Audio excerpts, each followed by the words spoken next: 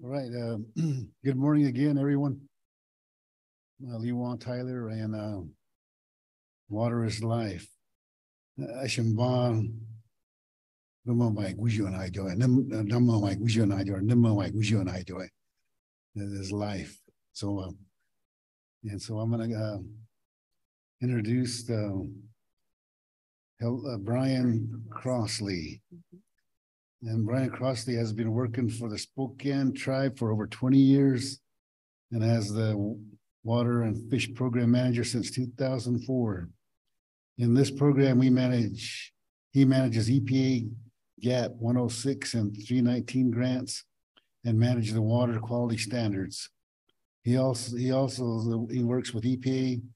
He's working with EPA on the Midnight Mine, Superfund cleanup, and the associated Dawn Meal cleanup through HASKA, HASKA. What that means.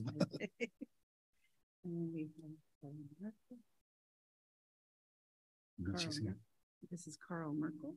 We have panelists online. Okay, there's another panelist online. He has a Bachelor of Science in Forestry, University of Florida, and JD, University of Oregon, with emphasis on environmental and natural resources law. Since 1994, salmon recovery policy analyst at Confederate Tribes of Umatilla Indian Reservation, Northeast Oregon, working on salmon protection, recovery, restoration, Endangered Species Act, Clean Water Act, water quality and toxics policy development, fulfillment of tribal treaty rights. That's Carl Merkel. Could you say his name? His name is Carl Merkel. And also we have Camden Tanaka. He's right here. And he works for Shombank Tribes. He is our water quality specialist. Camden has managed the tribe's water quality program for the last 21 years. Camden has a Bachelor of Science in Environmental Health from Boise State University. Thank you. That was it. That was it. All right, thank you. Let's give him a round of applause. Somebody more. Give him a hand. Thank you. Thank you, Lewan. My name is Gail Killam. Oh, I am getting feedback. And I'm here to moderate this fabulous panel. Thanks to the Shoshone-Bannock tribes and the RTOC for hosting and welcoming us all here. I run a small, just solo business called Water Policy Pathways out of Portland, Oregon. I've been there a long time, and I've had the honor to work with the RTOC, Region 10 RTOC, for the last couple of years on this effort to think about how to collect information related to tribes and the Clean Water Act and Alaskan Indian villages as well. And we're going to talk for the next hour or so about how that work currently is going on with these wonderful panelists that we have here. So I just want to spend a little time opening things up for the group, if we can. So next slide, please. I thought it would be best to start with what is the Clean Water Act. We've heard from several folks already a little bit about the Clean Water Act, and many of you know the answer to this question, and some of you may not. It is a U.S. federal water quality law. While it does touch on stream flows and water quantity issues, it is a water quality law. Overseen by EPA, there are authorities in the law that are granted to tribes and states and territories. And some of the programs that can be granted, the authorities can be granted, include establishing standards, water quality standards, assessing the quality of the waters against those standards, issuing permits for pollution, which may not sound like a great idea, but the law says you can't be putting something into the water without a permit. And these permits are intended to be used for tracking, controlling, monitoring, and the law actually said eliminating these discharges of pollution. The other programs that can be conveyed to tribes include protecting high quality waters and outstanding waters. Next slide.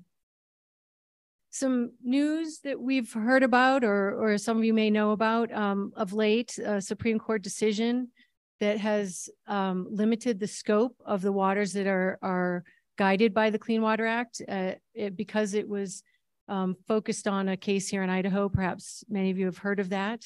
That topic in and of itself could be the topic of 3 sessions. So I'm going to leave it at that, but may come up again.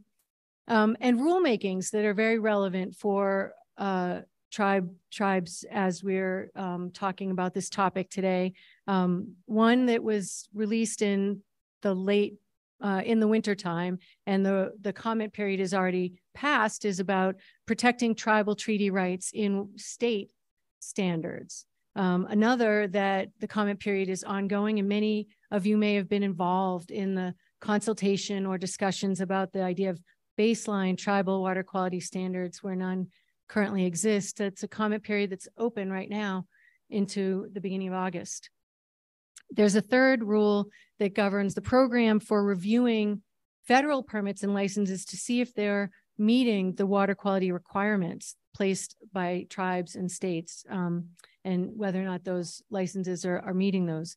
That's one that, again, the comment period is closed, and we're expecting some final rule at some point. Next slide. You anticipated. My time with the RTOC, we have spent time thinking about and talking to others about the opportunities for the engagement with tribes and Alaska Native villages with the Clean Water Act. Some discussion, but not as much as the other topics on consultation process. A heavy discussion about public notice and public participation required by the Clean Water Act. And it really involves things that have come up today and yesterday, as well as when are we notified about some big decision, some new permit?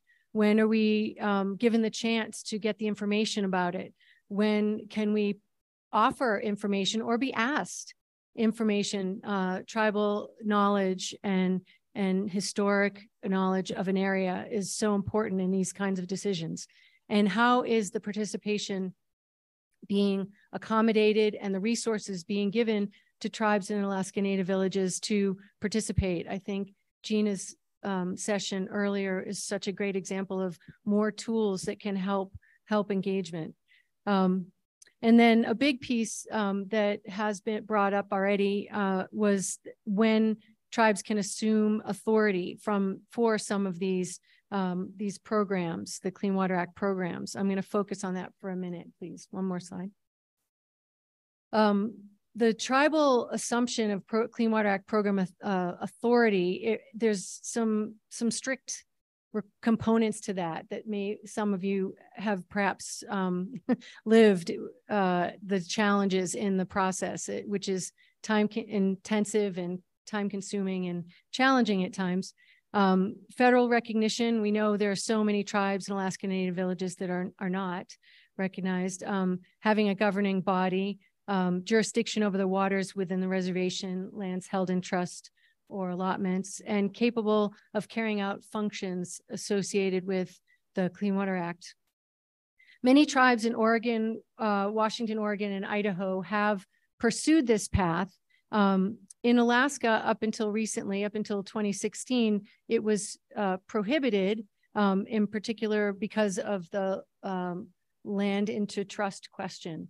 And some as many of you are experiencing right now, there is some effort. There have been requests for land into trust and some successes, we know, and some still being challenged. So there are opportunities also since 2016 where there was a revisitation about the idea of capable of carrying out functions to relax that restriction as there was reinterpreted Congress's intent to that tribes actually do have their own authorities, thankfully. So moving ahead with the slides, many of you may have seen in your bags the handbook for tribes with the Clean Water Act, and we really encourage you to look at that. It is a living document, and it's the work that we've done together over the last couple of years. We've gotten it out, the information has gotten out, but we have not had nearly enough eyes on it. And we need to know your feedback, your input, your corrections, to encourage the greater understanding of the Clean Water Act and the many ways it can be used, and help to, in the theme of today, protect the tribally significant waters in the Pacific Northwest and in Alaska. With that, I'd like to, next slide, please, talk about the wonderful panelists that we have to talk to you today about some examples of the intersection between tribes, Alaska Native villages, and the Clean Water Act. Unfortunately, Gayla Hoseth, who was going to talk about the Bristol Bay story, had to leave earlier today, but we do have a short video in celebration of Bristol Bay. The example in Bristol Bay that many of you has already been alluded to regarding the Pebble Mine project was how the tribes and native villages participated in information and urging EPA to veto an important a permit that was required to go forward with that mine. And perhaps, I know there are others in this room that can talk in more detail, and perhaps we can revisit that in the question and answer. But with that, I think a short video from Bristol Bay Native Association is on tap. It all started in a land of extraordinary beauty and abundance that feeds Americans from coast to coast, that provides a livelihood for thousands of families, that has supported indigenous communities' way of life for thousands of years. In 2001, an existential threat arrives at the region's doorstep. A foreign-owned mining company targets the headwaters of Bristol Bay. If built, it will leave a wake of destruction in its path, destroy the world's greatest sockeye salmon runs, threaten Bristol Bay tribes and communities, and upset the ecological and cultural harmony that Bristol Bay has stewarded for generations. Knowing what was at stake, Alaskans take a stand. In 2010, tribes of Bristol Bay sent a letter to the EPA. In 2014, the EPA validates Alaskans' fears. And President Obama starts work to protect this critical region from devastation.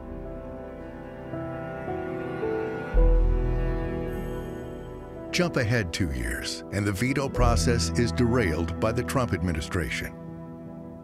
The people of Bristol Bay are thrust back into a world of uncertainty. In 2021, hope reemerges for Bristol Bay.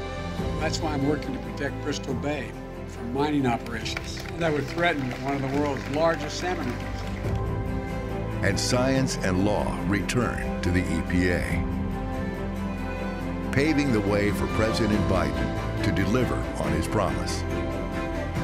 After decades of hard-fought opposition, and under the backdrop of a record salmon return in Bristol Bay, Pebble Mine was finally stopped.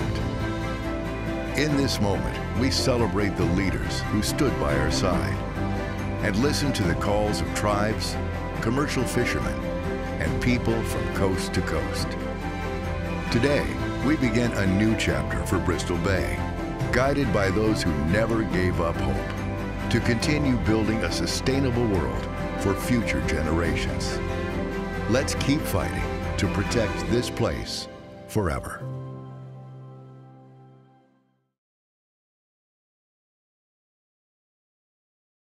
With that, I'll turn it over to Brian Crosby with the Spokane Tribe of Indians to talk about their story of interaction with the Clean Water Act.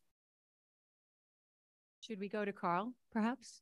Can you hear me now? Yes, we can. All right, I'll keep trying. My internet connection keeps shutting down and disconnecting me, but I will try to pursue this. And I probably cannot call in on the phone because our phones are also of limited service, as well as the internet connection where I am in beautiful Wallowa Lake, Oregon. I have a scenic backdrop of the hotel wall, so the absence of a camera is not any great loss. Anyways, I'd like to talk about the Umatill's experience with the Clean Water Act. So slide 2, please. Next slide. Again, I'm Carl Merkel. I'm a salmon recovery policy analyst for the Umatilla tribes. I've been here for 29 years now, since President Bill Clinton's first term. The next slide, number 3.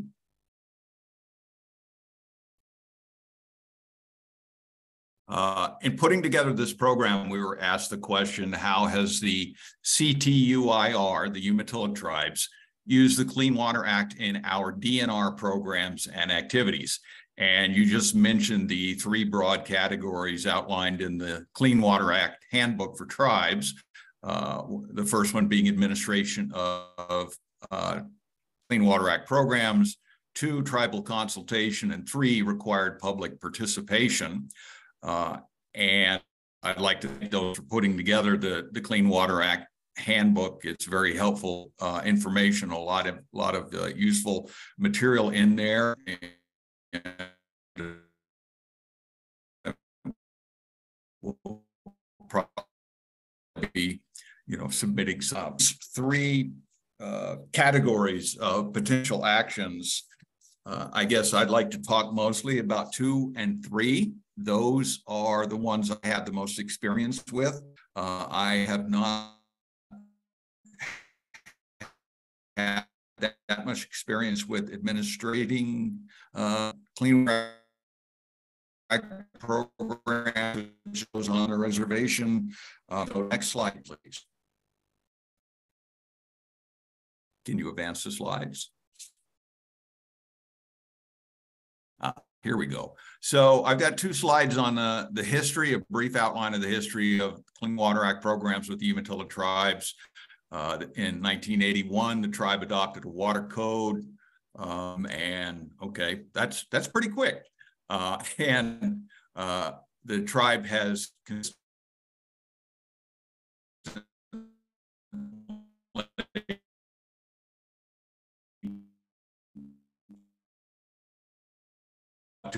to exercise its sovereignty, and with the EPA.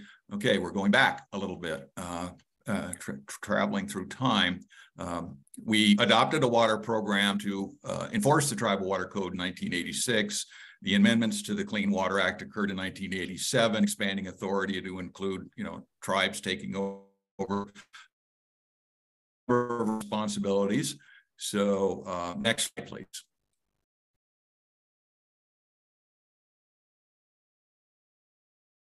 Next slide, please. Okay, and there we see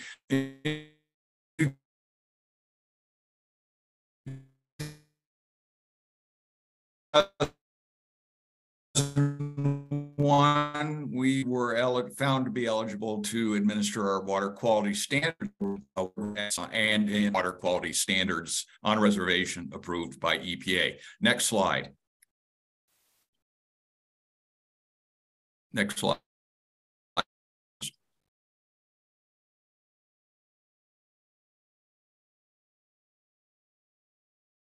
Can you advance for me?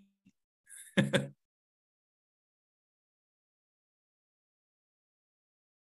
you hear me?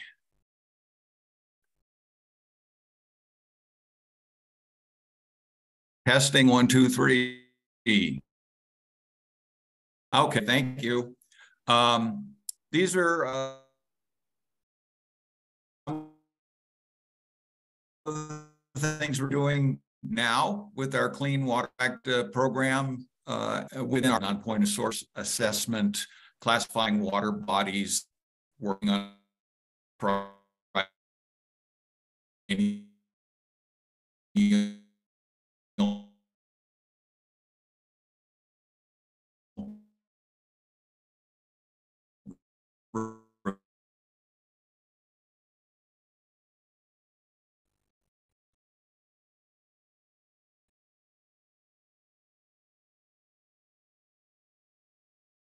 Okay, understood. I understand there's a delay. Okay, these are the things we're doing now in administering the Clean Water Act, and most of these occur on the reservation. So next slide. As I said, we have further activities planned in the future in our tribal administration efforts. Next slide.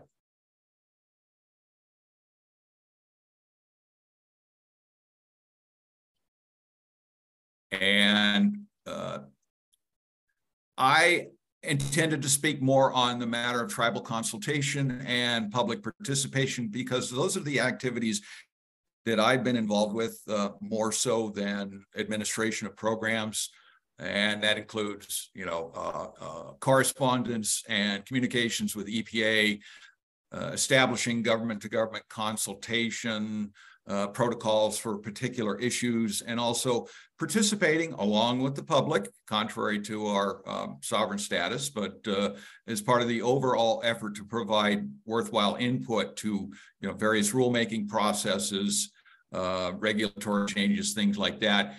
This is a list of some of the matters with which we have engaged with EPA, both through government-to-government consultation and through public participation process. We were very much involved in discussions about defining the waters of the United States. We've talked with EPA about PCBs, groundwater connection to surface waters, and more recently, the dilemma with PFASs, PFOSs, microplastics, endocrine disrupting chemicals and chemicals of emerging concern. We're working on hazardous waste disposal sites such as Hanford and Bradford Island in the Columbia River by Bonneville Dam, where PCB-laden transformers were dumped into the river years ago. We played a pretty significant role in discussions with EPA at the end of the Obama administration when EPA developed their treaty rights guidance, which now looks like it's heading toward potential rulemaking with a rule to carry out some of the ideas that were first expressed in that guidance in 2016. Next slide, please.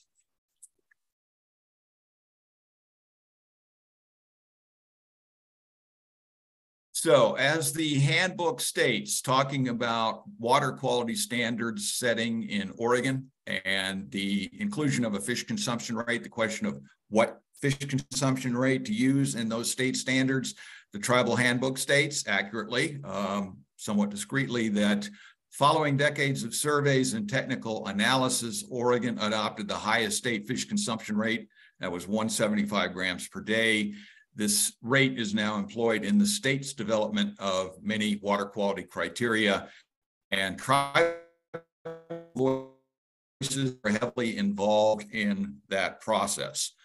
You could say they were heavily involved, that tribal voice was that of the Umatilla tribes. We pretty much instigated that process. It arose as part of the triennial review, but we were very forceful from the outset in noting the deficiency of the water quality standards based on a deficient, inaccurate fish consumption rate.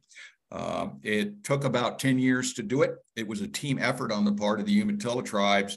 I was not the primary driver of that within our organization. I played a little bit of a subordinate role, but a number of the people that were more instrumental than I are no longer there. So I am the one left to talk about it based on what I can remember. So I hope I will do an adequate job.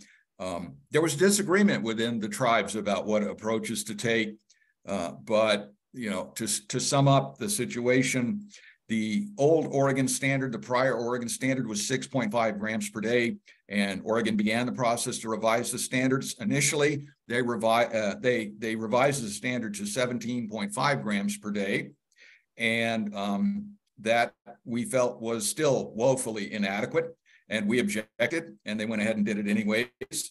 And thankfully, EPA was also unimpressed with the 17.5 grams per day. They expressed their dissatisfaction over it.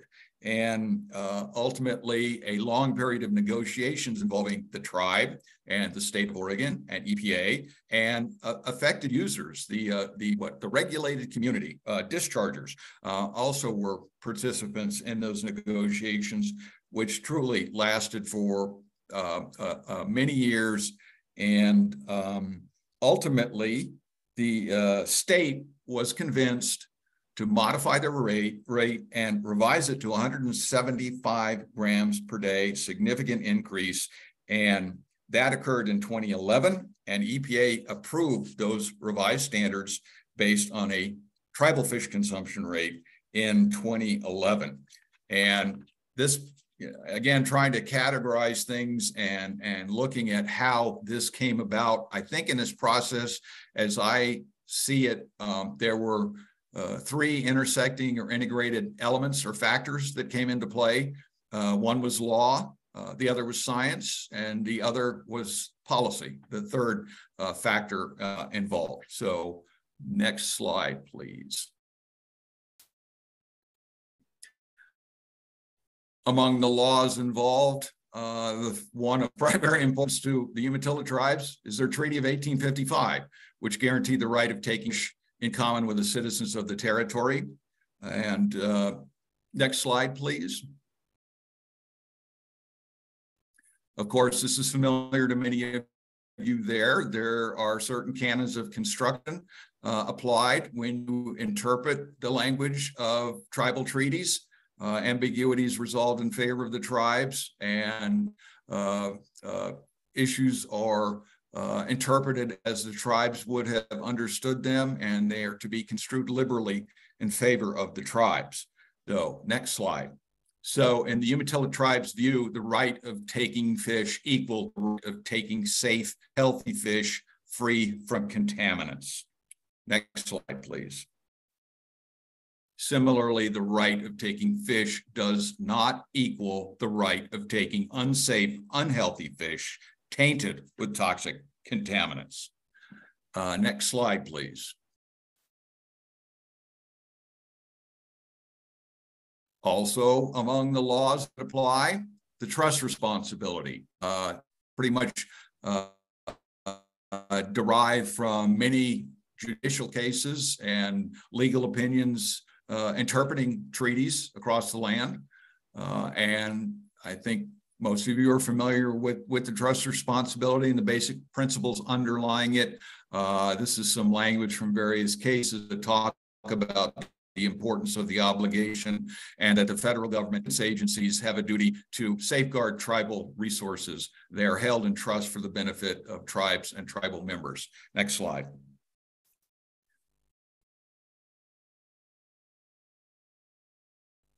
Other laws that have sort of come into play and developed over the years. Again, judge-made law or case law, a significant one that is of more recent vintage, the Culverts case, where, let's see, trying to find my, where I am in my narration here, but the Culverts case, found that there is a right to, habitat that is, fairly intact and at least sufficient to provide for healthy populations of fish. And next slide, please.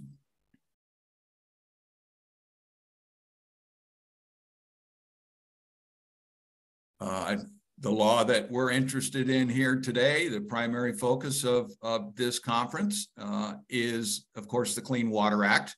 And as many of us know, its objective is to restore, maintain the chemical, physical, and biological integrity of the nation's waters. And as was noted, it even aspires to eliminate the discharge of pollution. And we're not there yet. Right now, a lot of its function is to regulate the discharge of pollutants. So next slide, please.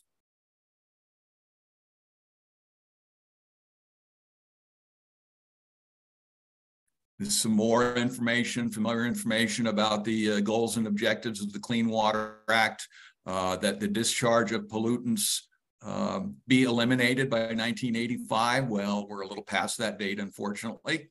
And also a national policy that the discharge of toxic pollutants in toxic amounts be prohibited.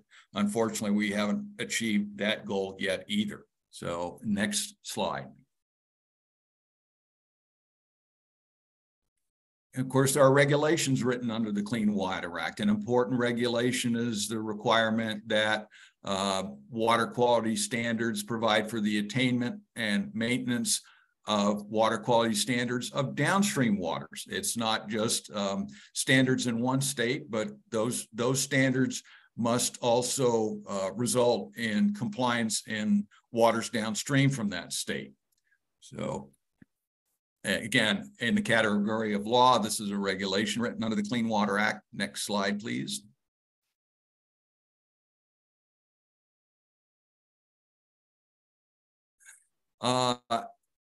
The second element as part of the process that I think was involved in our setting of standards in Oregon, our contribution to that discussion and that overall effort, you need the element of science.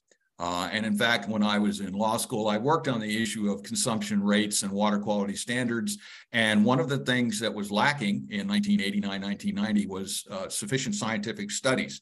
That changed a few years later when the Columbia River Intertribal Fish Commission, working with EPA, completed a fish consumption survey that found what was pretty much widely known.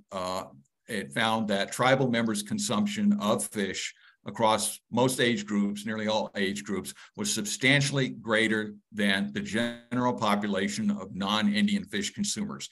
The general figure, the standard figure that came out of that survey was that tribal members ate 9 times the amount of fish as non-tribal people. Next slide, please. And these were the figures that were suggested by the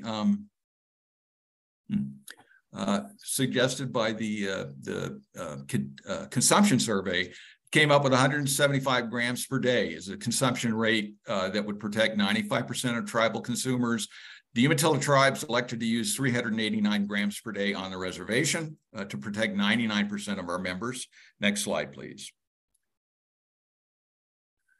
The next element that followed a few years later was a contaminant survey, where it was determined that many varieties of fish in different locations had a substantial number of different kinds of toxic contaminants in them in differing amounts. So people ate much more fish, tribal people ate much more fish, and there's evidence that the fish were contaminated. Next slide, please. So similarly, consumption rates for indigenous communities have also been found to be higher than average non-Indian communities in other parts of the country, and toxic contamination has also been found in other parts of the country. It's a widespread problem. Next slide.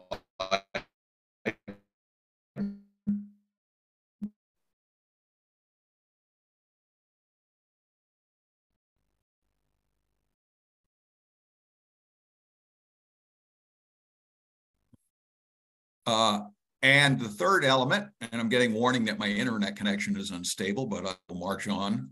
The third element of what was at play in our situation were the many policies that EPA has and states have. You know, the tribal consultation policy, the environmental justice policy, the treaty rights guidance. Actually, the treaty rights guidance did not exist at that time. We were trying to. It was an example where the treaty rights guidance was actually necessary. And one situation, one document statement from EPA, a policy that did come into play was the fact that they have a methodology for deriving standards that unfortunately appears to say that it's okay to subject tribal people to greater cancer risks than the average population, that instead of a commonly used 10 to the -6 cancer risk level or 1 in a million chance of cancer risks, it was permissible to use a 10 to the -4 or 1 or 10,000 rate of cancer risk. Which we found unacceptable then, we find unacceptable now, and we appreciate that EPA is apparently looking at measures to alter that methodology, or at least make it clearer so that it's not read that way. Next slide, please. And the other factor that weighs in, that often rears its ugly head, it did in particularly in Washington, when they later worked on fish consumption standards, fish consumption rate and water quality standards. It was not that much of a issue in Oregon. I think many people thought this was not going to happen in Oregon, and they were caught by surprise. But politics can weigh in. That became pretty brazenly obvious in Washington when there were reports of Boeing intervening to derail efforts to revise water quality standards and increase the fish consumption rate. Those are documented in a couple of investigative articles, investigative reports that are cited here. Next slide, please.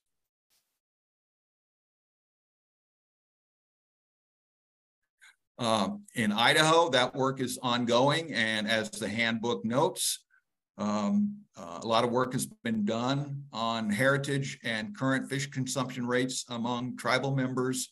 The state of Idaho has increased their fish consumption rate to 66 grams per day, and tribes indeed have expressed that it is not sufficient. It doesn't even meet the EPA's baseline default rate. So I am going to try and hurry up here. Next slide.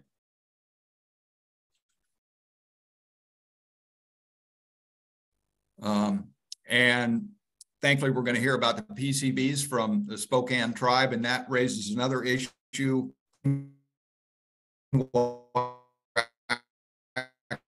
related, that the tribe's PCBs are not prohibited as often reported. Unfortunately, inadvertent generation of PCBs is still allowed up to 50 parts per million, and we have tried and so far not succeeded in getting EPA to revisit that issue. Next slide. So there's a lot of negative results if water quality standards are insufficient to protect tribes. I think we can understand, realize what they are, what the risks are, or what the harms will be. Next slide, please. Again, we have to think about what is important and what is the goal, what we are looking for in all these processes. Next slide. And fish consumption rates and water quality standards determine how much pollution is allowed. And we're not after just higher, new and improved numbers in the rule books and the regulations. What we're after, the goal, is less pollution, less toxic contaminants in our discharges, in our water, in our fish, and in our people. Next slide. The tribes have been engaged, Umatilla tribes have been engaged in Section 401 certification, not so successfully in commenting on the Hell's Canyon project, more successfully in Washington. Finally, how did the CTUR employ the Clean Water Act to secure protection? Well, frankly, unfortunately, protection is never secure, and protection, the only answer to secure it or try to secure it, which is a never-ending battle, is to be as relentless in protecting those resources as those are in those trying to destroy those resources. Actually, we need to be more relentless. Next slide, please. Carl, this is Gail. We're just getting past our time here, and just wondering, since your slides are so full of awesome information, if there might be some wrapping up thoughts so that we could move on to the other presenters. Yeah, could you just advance? I think I just have a few more. It seems like there's a fair number more. Okay, I'll skip a few. You go to the next one. Okay, because some of these topics the other presenters will also reinforce. Right, and I guess some of the concluding thoughts are, you know, the Clean Water Act and the Endangered Species Act, they need to be read in conjunction with tribal treaty rights. And in fact, this slide here now talks about a study that I just saw written up a week or two ago, which identifies precisely that need, and that is to read them together, both tribal treaty rights and law and federal laws, and use them in concert with each other, that we're not going to satisfactorily take care of tribal resources if we just rely on federal laws and non-Indian laws. We need to look at tribal approaches and tribal requirements that fulfill treaty rights and carry out the federal government's trust responsibility. So that's my rushed summation, but I thank you very much, and I apologize for going over time. Well, there's a lot, an awful lot in there. Thank you so much, Carl. And we'll hopefully have time for some questions. Please stay on as long as your connection will allow. And I think we are ready for Brian. Are his slides available now? Brian Crosby with the Spokane Tribe of Indians. Brian, are you there? So Gail, do you want me to cut this to 5? I beg your pardon? You want me to cut this down to 5 minutes? No, you can keep okay. Your 10 to 15. Keep it 10. Okay, so just real quick, Brian Crosby, the Water and Fish Program Manager for the Spokane Tribe, and what you have a picture of here on the screen is a painting by Paul Kane, a rendition of the Northwest tribes, and we think it's on the Spokane River, but it may be at Kettle Falls. But it's of the thousands of pounds of salmon that were dried annually that provided the subsistence food for the Spokanes along with other tribes in the region. Next slide, please. Here's just another one in 1883. 40 to 50,000 salmon were seen on drying racks on the Little Spokane rivers, which was just a small, a portion of the fishery. Next slide. Spokane Tribe Water Quality Standards. I started in '99, inherited a half-baked process, worked to get those approved in '03. And really those were based on the Washington state standards, use-based standards. There were some similarities. But then one of the big differences, next slide, was the tribe proposed the EPA recommended subsistence number of 86.3 grams a day, but it did not reflect the actual consumption rate.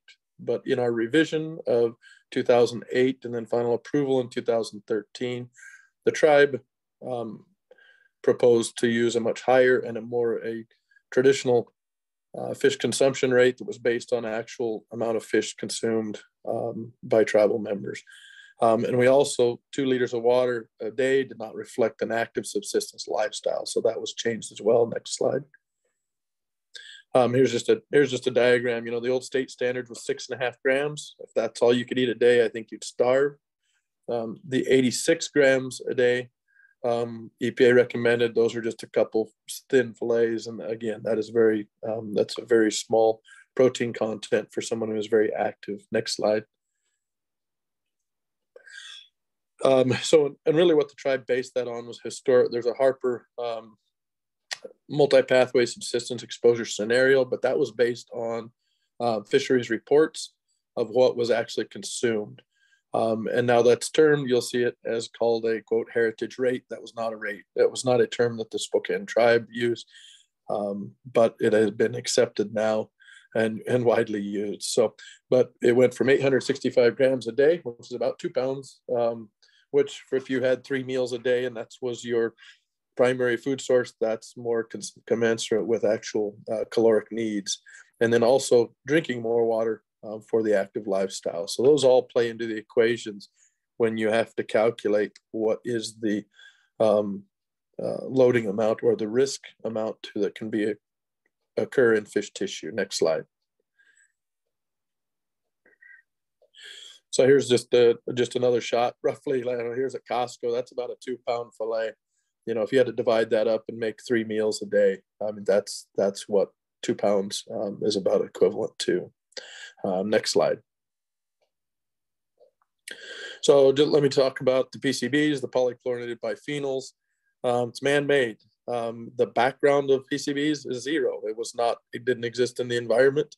And therefore in water quality standards, background is zero. And therefore, when you put it into the water quality equation, it really goes to zero, but it can be based on how much fish you want to consume. And really, you know, the concentrations that they're trying to reach are not even detectable in a reliable fashion at laboratory. But that's just back calculated, and that's just math right now. So really our standard essentially almost becomes the laboratory detection limits, which have become better and better. But it is an issue that we deal with and dischargers and everybody deals with. And it's not going to be just with PCBs, as we'll see later. Next slide. And of course, I can't talk about PCBs without talking about bioaccumulation. Here's a northern pike minnow, a native, but he does seem to accumulate. He's one of the many species that does accumulate PCBs to very high concentration. So then eating that fish, you would get a large dose of PCBs. And then fish that eat that fish get a large dose. Next slide. So here's a picture of the Spokane Reservation circled in red, a number of dams, and you kind of see we're downstream of the city of Spokane and of the state of Idaho. So there's a number of industrial dischargers and then the sewage dischargers upstream of us, and they all discharge PCBs. And they decided to do a toxic or a task force instead of a TMDL, and the tribe pulled out of that, said, hey, let's go with the TMDL. That way we have fixed numbers that can be set in a load allocation. And so we've pursued that over the number of years. Next slide. And here's just a picture that was the state biofilm study. And you know, just to look, you know, this downtown Spokane, you know, there's not a lot of PCBs generated down in rural areas, but through cities and through previous industrial activities, PCBs can be quite high. And here's just a visual representation of that. And this was just collecting the biofilm that's on the rocks. Next slide. And then here's just a digital representation of the city of Spokane's wastewater treatment plant. And because to try to meet those PCB concentrations, they had already done many water treatment improvements from the 50s till now. And this was just one more addition to their water treatment process, which would add tertiary treatment, as was done by the county, Spokane County. And many of the dischargers now have implemented that tertiary treatment to meet those PCB. Well, it's also to meet other concentrations, but lo and behold, they actually pull out many of the PCBs. So this bottom half closest to you of that water treatment plant was all just built in and just recently finished, adding tertiary treatment, largest tertiary treatment in the United States to our knowledge. Next slide. And also, then I'd also like to talk about a little bit of the stormwater. When stormwater runs off the treatment plants, we're not able to handle it. And so the city implemented many of these stormwater galleries where they would kind of hold the water and then be able to treat that. And so that's what you're seeing here is, you know, they're building these in residential and a city landscape. And so they would usually bury them underground so that something could still be used on top of them. Next slide. And then here's another one. This one was pretty impressive. It was a large stormwater containment, and you can see it's built up over just downstream of the Spokane Falls, just on the south side of the river. As you can see, the Spokane River running along there, but that would prevent that stormwater from running directly into the river. And much of that is to reduce PCBs so that they could hold the water long enough and then treat it after the storm had passed. And so the numbers, the PCB concentrations have reduced greatly. So really the take homes for the Spokane tribe is really how the Spokane tribe's water quality standards have become much of the driver in the TMDL and that EPA is creating. Will be done by 2024. And many of these things and these efforts are hopefully going to be able to address the new and emerging contaminants like the polyfluoroalkyl substances, PFOA and PFOS, that are going to be, that are on the radar of everybody right now, are going to become more apparent. Next slide. And like I said, we can answer more questions later, and we'll go from there. Thank you. Thank you, Brian. We will end up with some time for questions, and I am happy to now turn the mic over to Camden Tanaka, part of the hosting group here with us, with the Shoshone-Bannock tribes. And Camden, take it away. And we will ask you to bear with us because of the technical challenges just until 12:30. Hate to be between people and their lunch, but we're going to just take that extra 5 minutes just to make sure we can get some questions.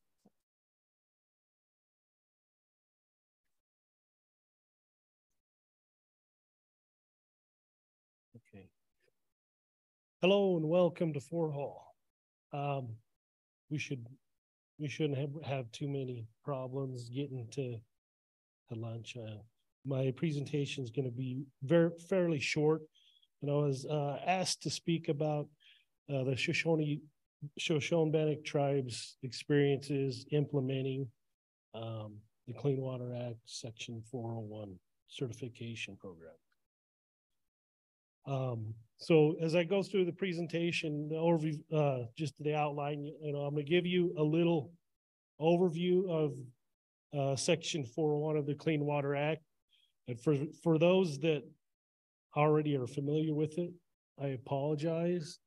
And for those that want to know more, I apologize because I'm not going to go there because of the recent rule changes and court challenges. Everything's kind of in a gray area on some of the issues.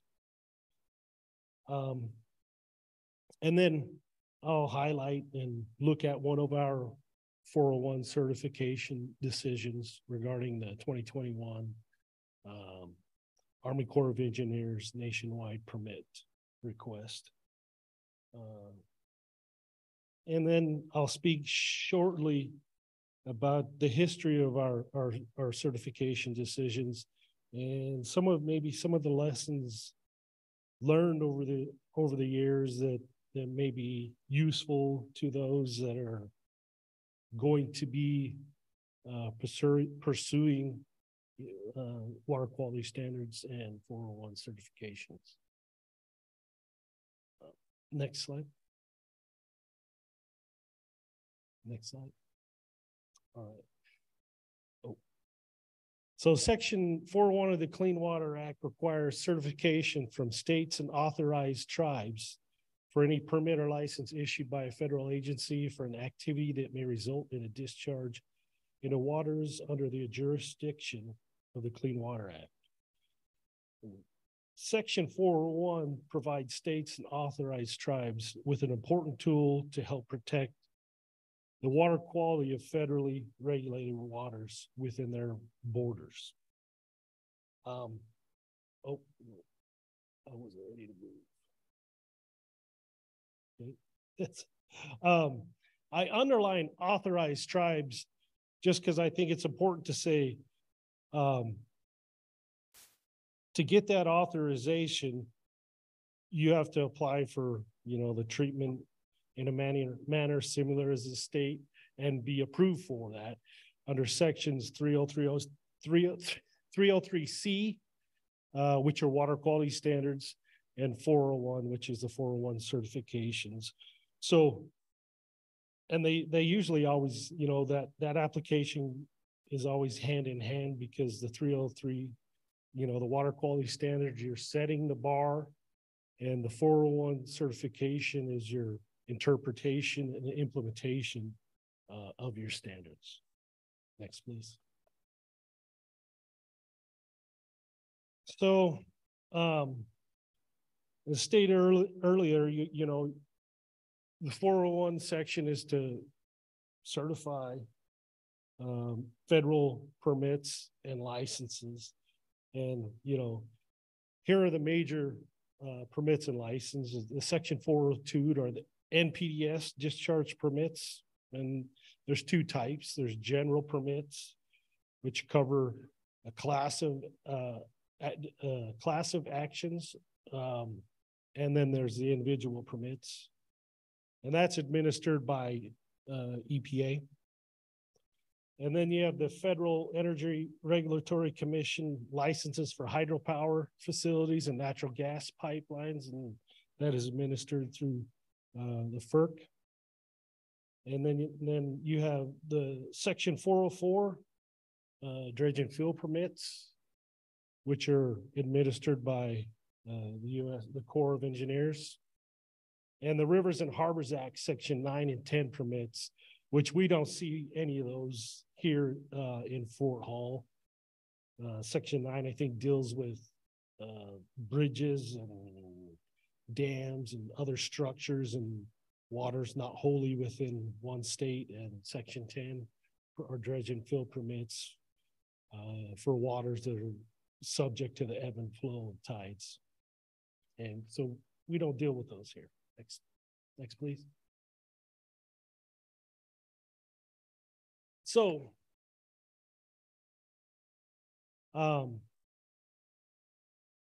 once you've received that request for certification, you have four options. Number one is to grant the certification as is, the permit is written or licensed. The second option is to grant the certification with specific conditions. And that's typically the approach that the Shoshone-Bannock tribes take when granting 401 certifications. The other option is to deny. And the fourth option is to waive. And there's actually two ways to waive that. Number one is explicitly, and that's a direct communication to the requesting entity saying, we waive our certification, 401 certification rights. And the other one is, if you do not act on the permit within a reasonable time period, you by de facto waive your right to certification. Next, please. So when granting or denying a certification, you're essentially analyzing whether a permit or license will or will not comply with applicable water quality requirements. Well, water quality requirements of Section 301, 302, 303, 306, and 307 of the Clean Water Act, tribal water quality standards, and appropriate tribal law. And I've underlined that section because I think that's an important tool that tribes can use in their decision and certification process. For instance, if you had tribal wildlife laws, they're not actual parts of your water quality standards. You could use those, to help form your decision process in the certification of the specific permit or license. And also, if you have specific ceremonial or cultural protection laws, those also can be drawn into where appropriate. The decision of your 401 certification. Next, please. Oops. Okay. So, like I said earlier, I was asked to focus on, one of our decisions and how we went about it and why. And I chose to look at the 2021 Army Corps of Engineers nationwide permits. And so that for those that aren't aware, it's a pretty large body of permits. It's the Walla Walla District requested us to review 57 separate permits for the 404 program. And what the tribes chose to do was to deny it.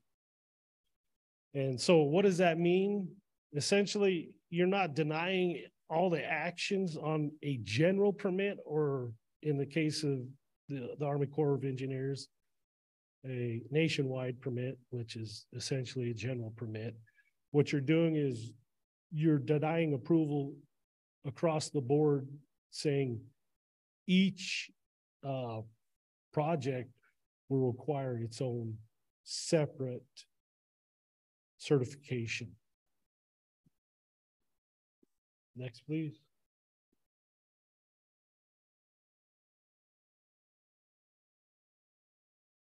So that brings us to why we denied it, right? So it's nearly, and this was the primary reason for denial, is we have 50, they requested the review and certification of 57 different permits for 57 different actions on unknown sites. So for us to actually do an accurate review and certification of those permits, it's nearly impossible. And in reviewing and developing those decisions, potentially so the number one was you couldn't provide the accurate 401 certification. The second reason is to review 57 of those separate permits within their reasonable time period, which is 30 to 60 days, and develop certifications was not really beneficial to the Shoshone-Bannock tribes because of limited personnel and resources. Each one of those permits, I think, is around 150 to 200 pages. And the third reason is we actually have a pretty low volume of 404 permits issued on the reservation, 2 to 3 in a very busy year. So it made more sense resource-wise to deny the nationwide permits and require individual certifications. Next, please. So to give you a little history of our certification, 401 certification program, since 2011, we've issued 23 401 certification decisions. And of those 23, 9 were for individual water quality certifications. And 3 of those decisions were actual denials of the nationwide permit system. Next one.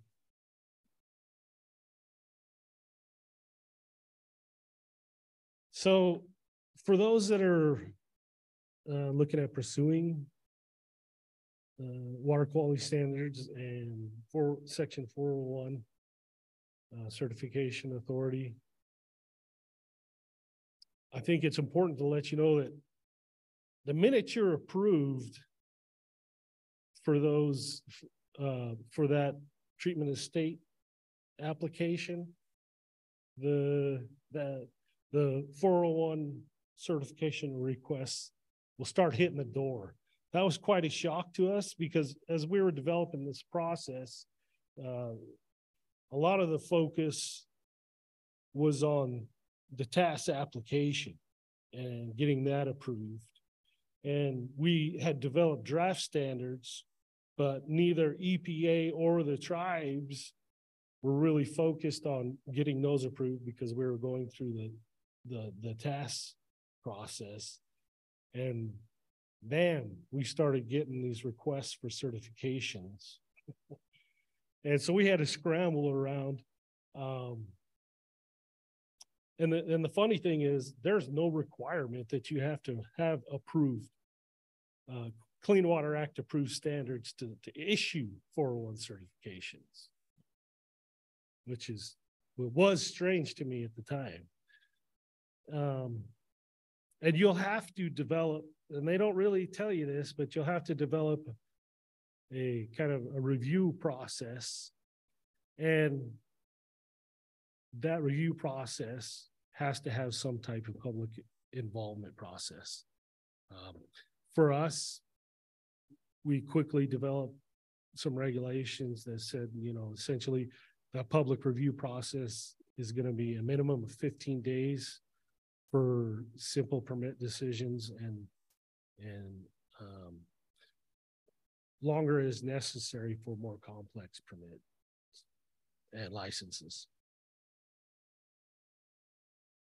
Okay, next. So that's all I have, and that leaves us open for questions. Yes. Have a mic that we could take on. Hold on, we're gonna bring you on mic. Oh, should we take that one?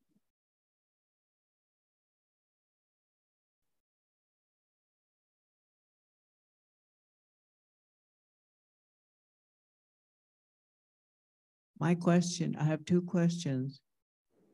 One is, where are you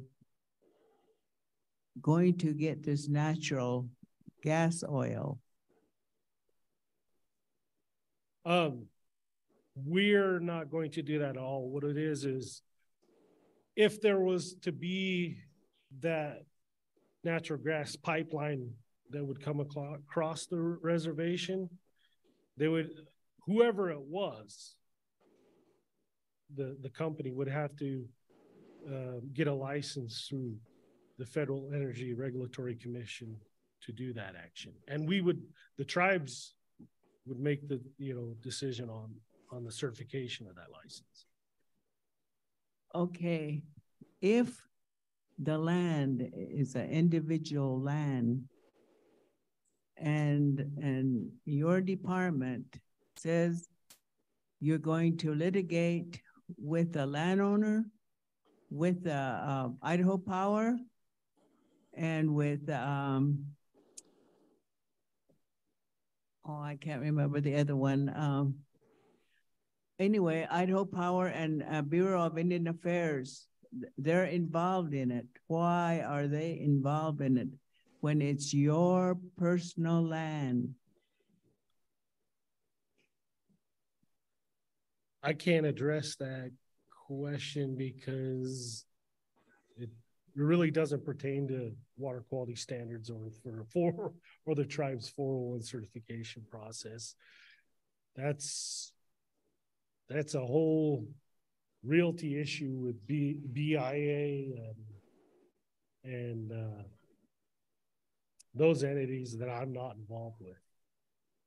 Okay, because what you're talking about is my land, and I have to be near that oil. Mm-hmm.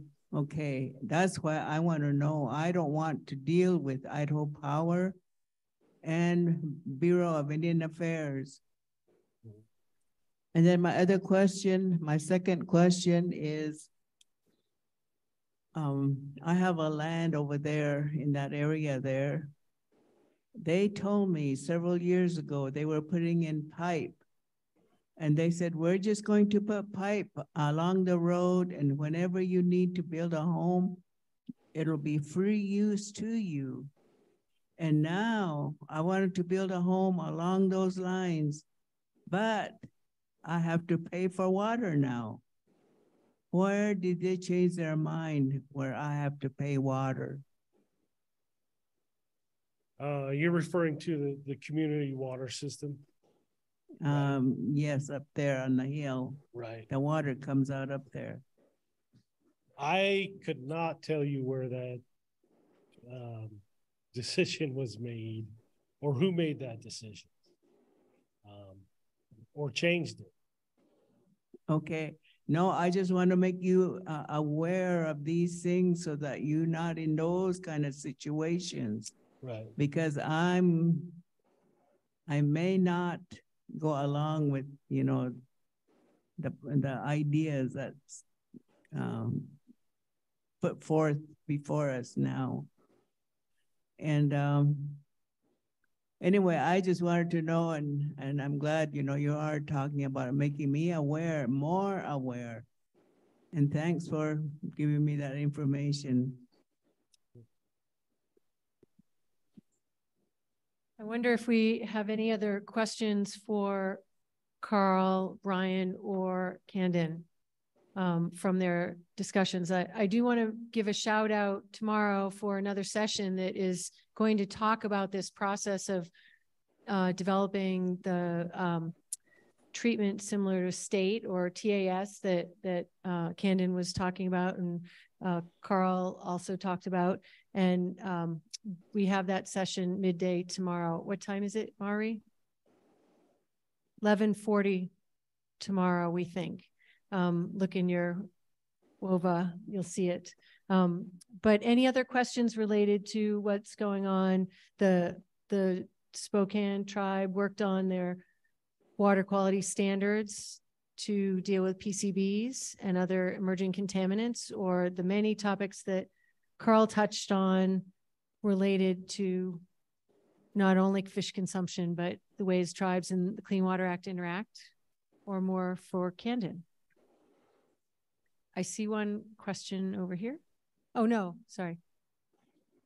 Oh, sorry, clarifying session for discussing the, assuming the water quality standard, the Clean Water Act processes is happening tomorrow.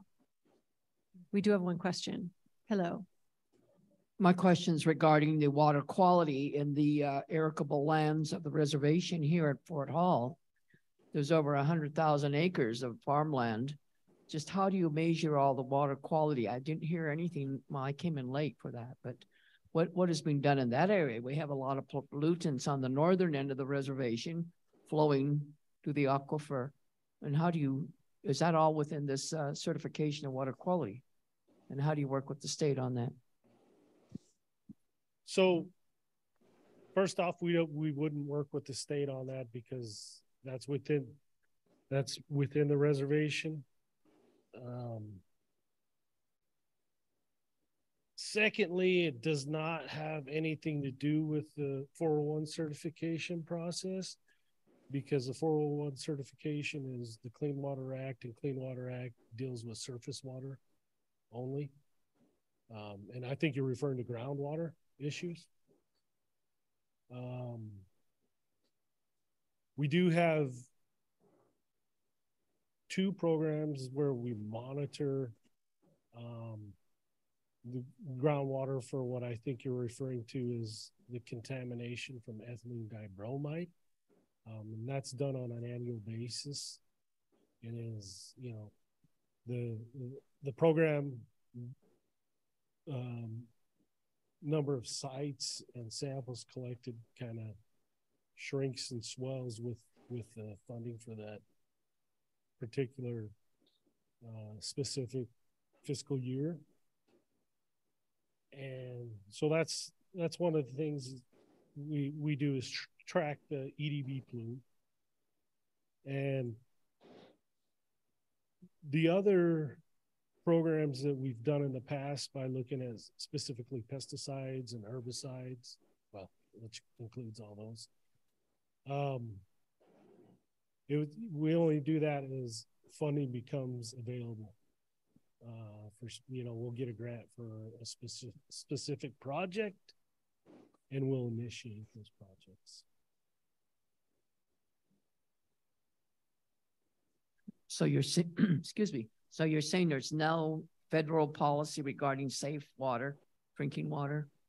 some of the wells are drying up here on the reservation because of the deep wells of the farmers using. Is there any federal regulation to work with that? Not necessarily, no.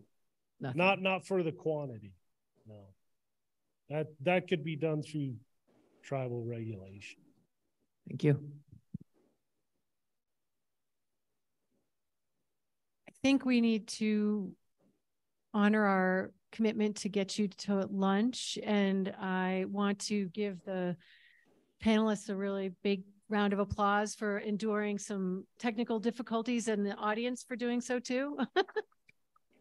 And also for giving us a lot of information to think about regarding how the Clean Water Act and the tribes interact.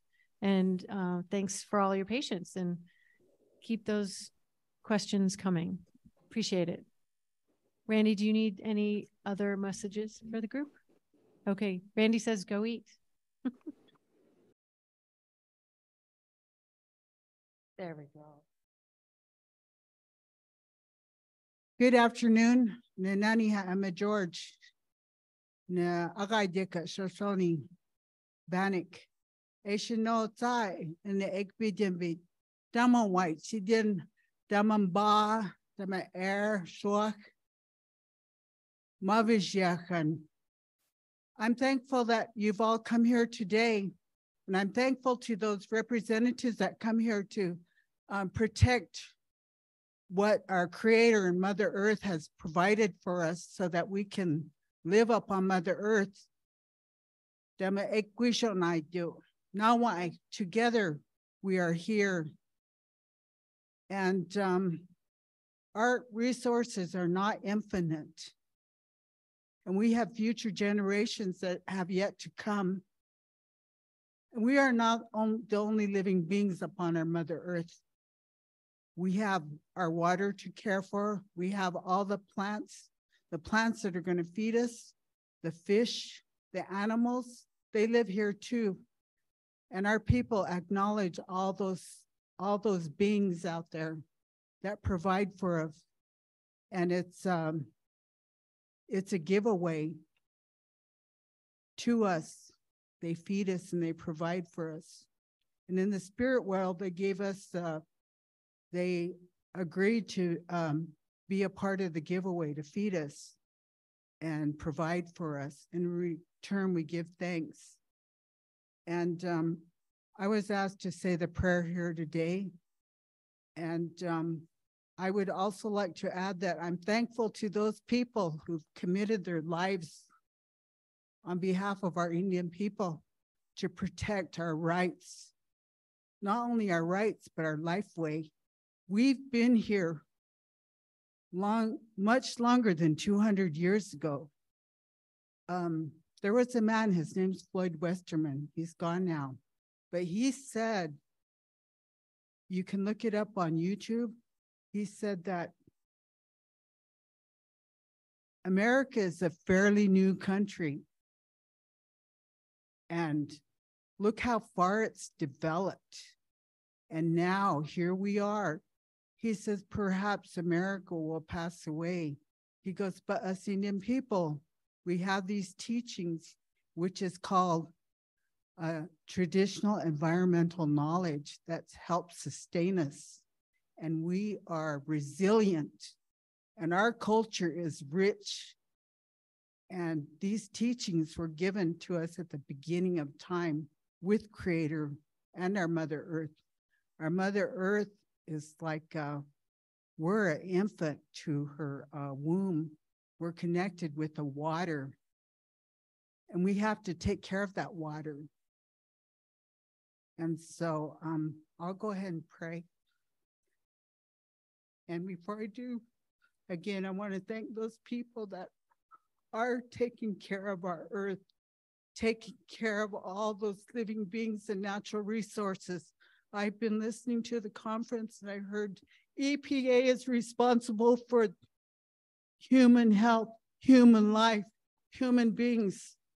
And I challenge those people that are working this field in EPA to ensure that And also as Native people, protect our sovereignty, protect our rights. That's what your job is. And as far as the state, we are a sovereign nation. So when you make decisions and negotiations, that's another area. We are a separate entity. We are a sovereign nation. And I just want to note that I was for EPA people that work with the water and those that were speaking about the fish. I was born in Salmon, Idaho. And I went up there this last week to put flowers on graves of my ancestors. They're not forgotten. Our people don't forget our people.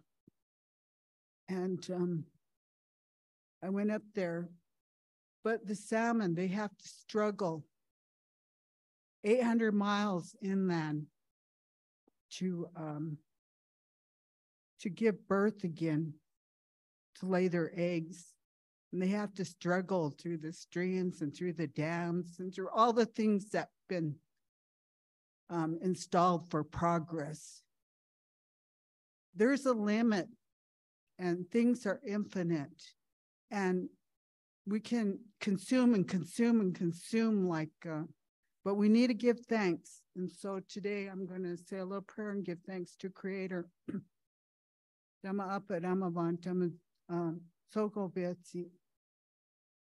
Inihinyo yo mavanai, inihinyo yo shumbana ugichi, dama wandi buikan, dama no tita hasnakan. See this soko button. And we give thanks to you today. And it's Andi Dama Mabashiakan, Sandi Dama Magat, Ba Dama Zahivinkan, Hini O Yon Utunakan, Unasundawakan, Wisha, Sidan Etuda, Ektuda, the EPA workers, Hini O Yon Suda Etu, Damananga, Damandegwat, Suwai, no Damananga, Ushuakan, Umbihigat. Sutu hinyanan uhani udivishi shuakan. Sutun zayun tinya oyo mabishakan. Suwak no tamano nakan do. See this hoko one. Hinyanan tandi buhishakan. Suwak see the climate change. Suwak this. Masha hinya oyo tanza karangant. To put it into a balance. Suwak don't know, no tamatsan utunakant. And our future generations, suktias dama nasundamakan. Suwak, hinano, suwak dama zau back. When we go, that we leave good things for them too. Suwak, no. Itagasa dama. Sudan nasuazikan and Sudan damakehetik des nasundawakan suwai dinin damadini what nasundawakan suwai zandi dama magwishonaikan which is Sidan divona sutu shuhanikan su damandegwa punadu wikan udivishi shuakan damandagazake ozapa. We thank you. We thank you for life. We thank you for love. We thank you for the water. We thank you for the beauty of our Mother Earth when we walk outside to see the sunrise, to see the beauty of the water when we take water in the morning and we drink it, to give us life and to give life to all things, and not only think of ourselves, but all the other living things that are out there that depend upon the natural resources of our Mother Earth. We thank you, Us.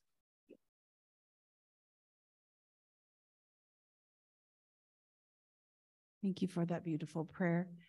We will start our lunchtime programming in about 10 minutes, give you guys time to get your food and settle in, and then we'll hear from the Shoshone-Bannock Cultural Resources Department.